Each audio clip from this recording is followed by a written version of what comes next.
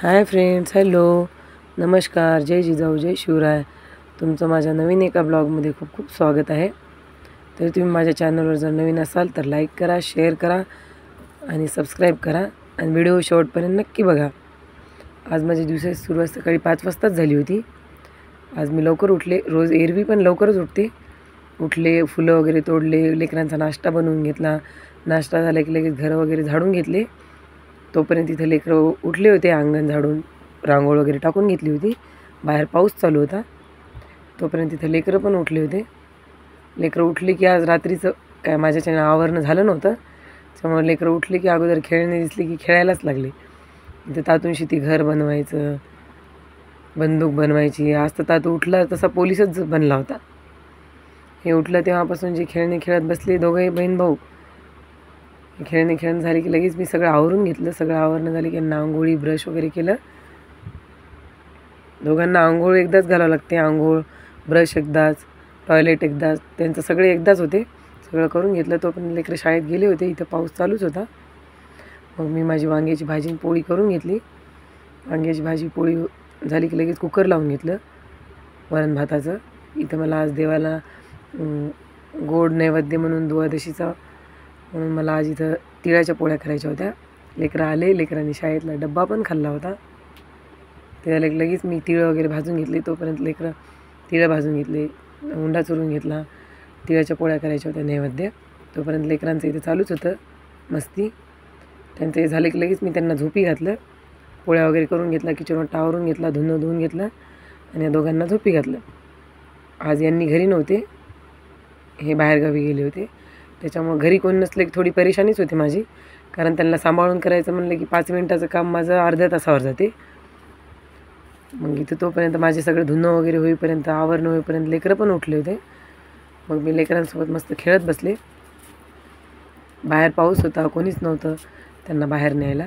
त्याच्यामुळं मग मी यांच्यासोबतच खेळत बसले. चाऊ म्याऊ, आरिंग मिरिंग, आंबे असं यांच्यासोबत काहीतरी खेळतच राहावं लागते.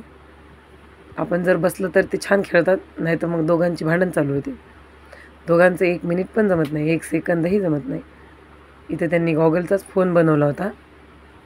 तातू आमचा पोलिसांना फोन, लाईनमॅनला फोन असं त्याचं चालूच असते. तोपर्यंत 5-5:30 वाजले असतील. तोपर्यंत त्यांचे बाबा आले होते. आज उठल्यावर काही त्यांनी काही खाल्लं नाही. बाबांनी त्यांच्या आवडीचं फळ आणलं होतं, ड्रॅगन फ्रूट्स.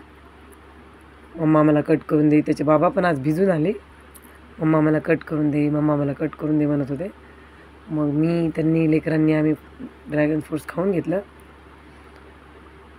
सगळ्यांनी, तिघांनी पण. त्यांना खूप आवडते ड्रॅगन फ्रूट्स. आम्हाला लावायचं होतं गेल्या वर्षी ड्रॅगन फ्रूट्स, पण आम्हाला झाडच भेटले नाही त्याची. आम्ही खूप प्रयत्न केला झाडं बघण्याचा, पण काय झाडं वगैरे भेटले नाही. आणि मग नंतर म्हणले हे आपल्याच्यानं मेंटेनन्स पण होत नाही म्हणले त्याचं. मग आमचं ते स्वप्न राहूनच गेलं. मग इथं मला पूजा वगैरे करायची होती. सकाळी काही शक्य झालं नाही माझं पूजा करणं. त्याच्यामुळं मग मी संध्याकाळी सगळं माझं आवरून घेतलं. नंतर पूजेला लागले. इथं मला महादेवाचा अभिषेक करायचा होता. इथं मी सगळं महादेवाची पिंड, फुलं, बेल, शुलीला अमृत, पंचामृत, पाणी, उदबत्त्या, हळदी कुंकू, विभूत, डब्बी, काडीपेटी, आरतीला हे धूपबत्ती, कापूर आणि गोमूत्र पण घेतलं होतं. हे असं सगळं घेऊन मग मी महादेवाचा नैवेद्य पण लगेच करून घेतला होता मी माझ्या स्वयंपाकासोबत. आणि इथं मग मी महादेवाचा अभिषेक वगैरे केला. महादेवाचा मला खूप अनुभव आलेला आहे. अगोदर मला एवढं काही वाटायचं नाही, पण जेव्हा माझ्या बहिणीचा मुलगा श्रेयस आमचा ॲडमिट होता, तेव्हा मला एवढं काहीच माहीत नव्हतं. असं मी करायचं का म्हणून करायची पूजा वगैरे. पण जेव्हा का श्रेयस आमचा ॲडमिट होता, चतुर्थी होती, महाशिवरात्री होती. 2 वर्ष झाले असतील त्या गोष्टीला. महाशिवरात्री होती. त्या दिवशी श्रेयस ॲडमिट म्हणजे असं सगळेजण म्हणत होते शव आमचा गेलाच. आता मला रडू पण यायला आहे आणि अंगाला काटा पण यायला आहे. सगळे म्हणत होते शया आमचा गेलाच. पण मग इथे मी इमोशनल फार लवकर होते. सगळे म्हणत होते आमचा शया गेलाच. व्हेंटिलेटरवर आहे. माझ्या अंकलचा फोन आला, सगळ्यांचा फोन आला आणि मी लांब होते, माझे दोन्ही लेकरं लहान लहान होते, त्याच्यामुळं मला काय जाणं शक्य नव्हतं. म्हणून मग मी माझ्या एक जाऊबाई आल्या, ते म्हणल्या राजेश्री तू असं करू नको, तू म्हणल्या महादेवाला एकदा मन म्हणल्या, तुला पण अनुभव येईल म्हणल्या, की महादेवाला मन म्हणल्या मी 51 रुपयाचा नारळ चढवतो, प्रसाद वाहतो तुम्हाला. पण शयाचं खरंच मला हा अनुभव माझ्यासाठी खूप मोठा होता. पण मी फक्त महादेवाला म्हणले, महादेवा मी पाणी पण पित नाही दिवसभर, निरंकाळ तुझा उपवास करते. पण नाही का शया व्हेंटिलेटरच्या बाहेर होते. तर मी आत्ता सांगायला तुम्हाला, पण मला खूप रडू यायले, अंगावर काटे पण यायले. तर मग मी महादेवाला म्हणले की महादेवा काही पण कर, निरंकाळ माझ्याच्यानं काहीच शक्य नव्हतं, जाणं पण होत नव्हतं लेकरं लहान असल्यामुळं. निरंकाळ बिना पाण्याचा उपवास धरते म्हणले होते महाशिवरात्र, पण शयाला बरं कर. तर खरंच तुम्हाला खोटं नाही सांगत, तुम्हालाही असा एखादा अनुभव आला असेल. आमच्या शया खरंच व्हेंटिलेटरच्या बाहेर आला. सगळेजण म्हणू लागले की नाही की शया आता वाचतच नाही. पण खरंच त्याचं म्हणजे त्याची तेवढी क्रिटिकल कंडिशन होती, ती थोडीफार स्टेबल झाली. मग थोडीफार स्टेबल झाल्यावर तर कोणाला दिलासा भेटते ना. त्याला इथून हैदराबादला एवढ्या क्रिटिकल कंडिशनमध्ये महाशिवरात्रीच्या दिवशी नेलं होतं. मी फक्त महादेवाचा जप केला आणि देवाला म्हणले देवा आता माझ्यानं दुसरं काही शक्य नव्हतं. आणि देवाला म्हणले देवा आता बघ तूच, मी निरंकाळ उपवास तर धरू शकते, दुसरं काही करू शकत नाही, आणि रात्रभर जागा राहू शकते. महाशिवरात्रीच्या दिवशी मग मी रात्रभर झोपले पण नाही, रात्रभर शिवलीला अमृताचा ग्रंथ घेऊन बसले होते जप करत. माझ्या एका जाऊबाईंनी सल्ला दिला होता मला की राजेश्री तू करून बघ एकदा, तुला अनुभव येईल म्हणून. आणि खरंच मला खूप चांगला अनुभव आला. तेव्हापासून मला असं वाटते की आहे भाऊ कोणीतरी आहे. कारण शयाची अशी कंडिशन, नांदेडच्या डॉक्टरांनी तर त्याला बाहेरच काढलं होतं.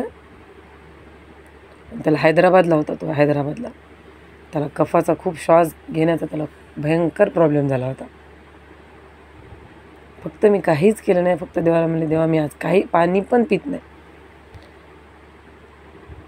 आणि तुझा जप करते पण. खरंच मी पाणी पण पिलं नाही त्या दिवशी, आणि मला काही वाटलं पण नाही की मी दिवसभर उपाशी होते.